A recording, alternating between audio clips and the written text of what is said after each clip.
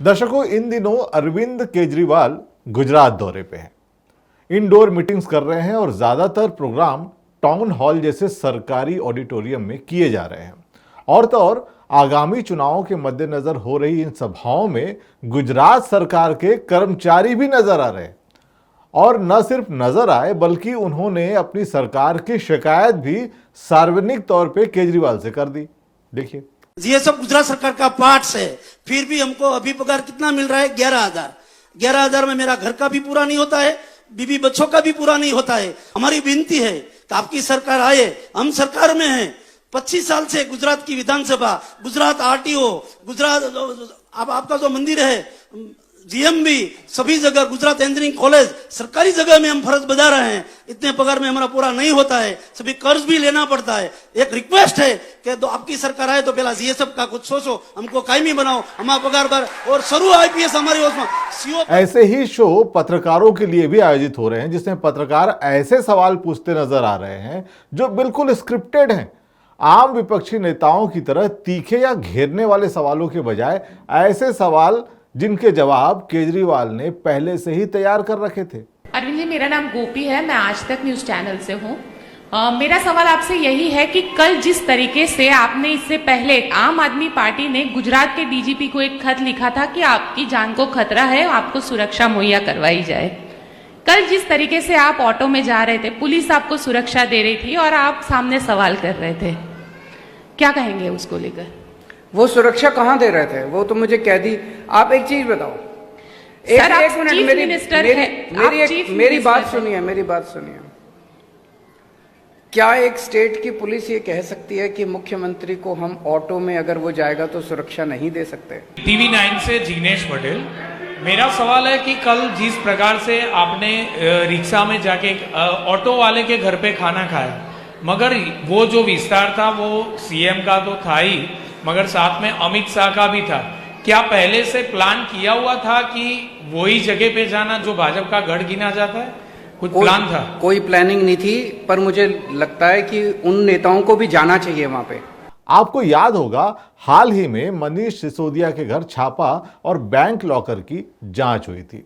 ये वो समय था जब तमाम शहरों में विपक्षियों पर छापे मारे जा रहे थे और इन छापों के दौरान भी सिसोदिया गुजरात दौरे पर जाते हैं और सर्व सुविधा युक्त सभाएं करते हैं। केजरीवाल भी मोदी जी के नारे मेक इन इंडिया को दोहराते हुए यात्राएं करते हैं और शाह भी मनीष सिसोदिया के मॉडल पर स्कूल पहुंच जाते हैं। और फिर सीबीआई को मनीष सिसोदिया के घर कुछ नहीं मिलता और धीरे धीरे शराब नीति वाला वो मामला भी अचानक शांत हो जाता है, जिस पर एक हफ्ते पहले सारी मीडिया दिन रात बहस कर रही थी। और इधर छापों से केजरीवाल को क्लीन चिट मिलने लगती है। उधर केजरीवाल मोदी जी की अग्निवीर योजना का समर्थन कर देते हैं। कुछ समझे? चलिए थोड़ा पीछे से शुरू करते हैं। 2 अक्टूबर 2012 को जन्मी आम आदमी पार्टी का बीजारोपण दरअसल तब हो गया था जब अन्ना हजारे ने करप्शन के खिलाफ लोकपाल का आंदोलन किया था। और इस आंदोलन में शामिल प्रमुख लोगों में कुछ बीजेपी में और कुछ आप का हिस्सा बन गए। और उस आंदोलन के बाद अन्ना किसी मुद्दे पर कुछ नहीं बोले और लोग पूरी तरह समझ गए कि अन्ना का आंदोलन मूलतः सत्ता परिवर्तन के लिए ही था। आपको भी ऐसा ही लगता है ना? अगर आपको ये लगता है तो ये सच है, लेकिन ये अधूरा सच है। पूरा सच ये है कि अन्ना आंदोलन न सिर्फ सत्ता परिवर्तन के लिए था बल्कि विपक्ष परिवर्तन के लिए भी था।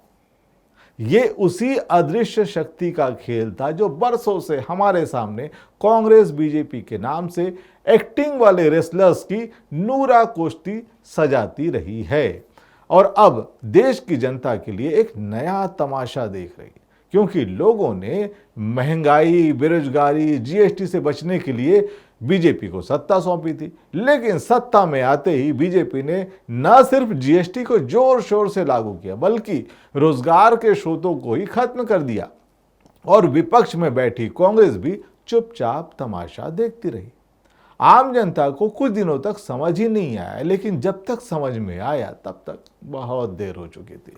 अब वोटर, जनता जो है वो ठगा सा खुद को महसूस करने लगी। वोटर की हालत उस बवासीर या गुप्त रोगी जैसी हो गई जो न बता पा रहा था और न सहन कर पा रहा था। ये वही वोटर था जिसने कांग्रेस को हटा के बीजेपी को सत्ता सौंपी थी। अब वोटर कुछ समझ पाता इससे पहले ही धार्मिक मुद्दों में वोटर को उलझा दिया गया। जहां एक तरफ ये साबित कर दिया गया कि विपक्ष कमजोर हो गया है, वहीं वोटर्स को अब यह भी बताया जाने लगा कि मोदी का कोई विकल्प ही नहीं है। अब आम वोटर लावारिस की तरह बिल्कुल कभी इसमें तो कभी उसमें अपने लिए नई आवाज, नए नेता की तलाश करने लगा। लेकिन इससे पहले कि अदृश्य शक्ति के घेरे से बाहर आकर कोई विपक्ष बन जाता, इस अदृश्य शक्ति ने एक नया विपक्ष बल्कि एक विकल्प को मजबूत करना शुरू कर दिया। जहां पुराने विपक्ष कांग्रेस एक एक राज्य में कम होती जाएगी, वहां एक लिमिट तक आम आदमी पार्टी अपनी पैठ बनाती जाएगी। जिस तरह बीजेपी को हार्ड हिंदुत्व और कांग्रेस को सॉफ्ट हिंदुत्व के लिए जाना जाता है, ठीक उसी तरह आपको भी सॉफ्ट हिंदुत्व के साथ साथ वोटर्स को लुभाने वाले कुछ खास प्लान भी साथ लेकर वो आप मार्केट में आ गई है। ये बिल्कुल वैसा ही है जैसे मल्टी लेवल मार्केटिंग वाली कंपनियां एक बार नया प्लान नए क्लेवर के साथ में हर बार उतर जाती है। पुराना जब प्लान फेल हो जाता है तो फिर वो नया लेकर आती है और बिल्कुल नए अंदाज में लाती है। ये नया क्लेवर है, वोटर्स को लाभ देने वाला प्लान। जैसे कि जियो ने मार्केट पर कब्जा करने के लिए फ्री डेटा दिया था ना, और फिर कुछ दाम शुरू कर दिया, थोड़ा थोड़ा दाम लेना, और फिर उस दाम को दुगना कर दिया, फिर तिगुना दाम कर दिया। अब ये सारी वसूली चालू है।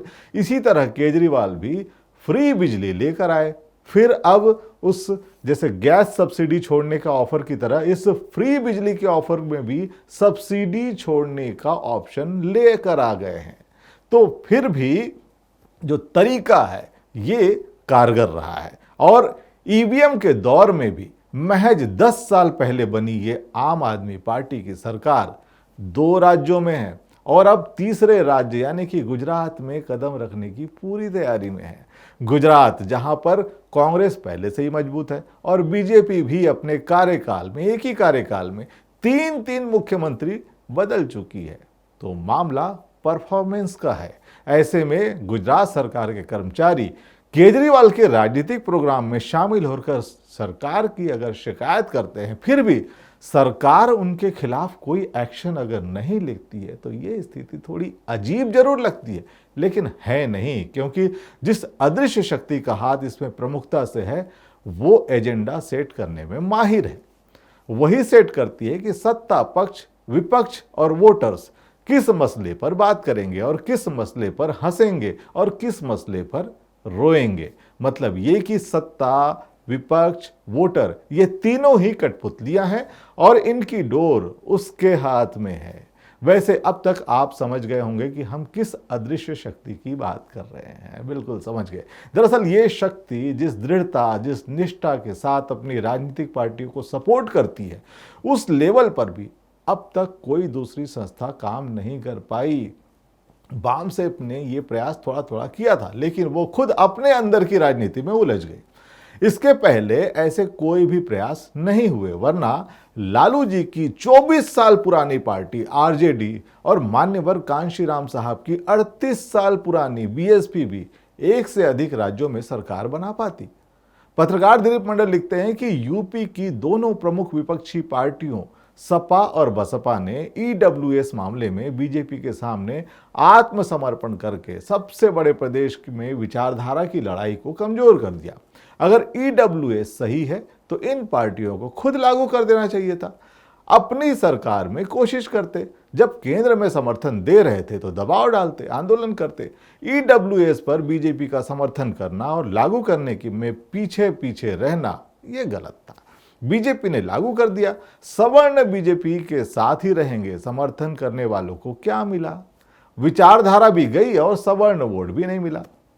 फिर भी कांग्रेस शासित राज्य में 27% ओबीसी आरक्षण नहीं है। राजस्थान 21%, छत्तीसगढ़ 14%, झारखंड अब हो गया वहां पर भी 27%, कांग्रेस 52%। ओबीसी आबादी को माइनस करके पॉलिटिक्स कर रही है। इन राज्यों में भी कांग्रेस बीजेपी के लिए रास्ता साफ कर रही है। सोशल मीडिया, सोशल जस्टिस के गैप में सांप्रदायिकता घुस जाएगी, फिर रोएंगे कि सांप्रदायिकता बढ़ रही है। और फिर वो दिलीप मंडल आगे लिखते हैं कि ईडब्ल्यूएस आरक्षण का राज्यसभा में 3 दलों डीएमके, आरजेडी और एआईएमआईएम ने विरोध किया था। तीनों पार्टियों को कोई घाटा तो है नहीं। 2 आज अपने राज्य की सबसे बड़ी पार्टी है, सत्ता में है। वहीं एआईएमआईएम को भी घाटा बिल्कुल नहीं हुआ। आपने तो वोट ही नहीं डाला, वह भी ठीक ठाक चल रही है और बिल्कुल अच्छा काम कर रही है। समर्थन करके सपा और बसपा को क्या मिला? सवर्ण वोट मिला क्या? नहीं मिला। मतलब ये कि शंकराचार्य के पैर छूकर भी अखिलेश को सत्ता नहीं मिली और ब्राह्मण सम्मेलन कराने के बाद भी बहन जी को सवर्ण वोट नहीं मिला। अब ईडब्ल्यूएस पर तटस्थ रहकर भी केजरीवाल फायदे में रहे। बाबा साहब की बात जरूर करते हैं, लेकिन एससी, एसटी, ओबीसी आरक्षण पर केजरीवाल अक्सर तटस्थ यानी कि चुप रहते हैं। हालांकि सपा बसपा अगर ओबीसी आरक्षण लागू करवा भी लेती तब भी क्या 100% ओबीसी वोट मिलता?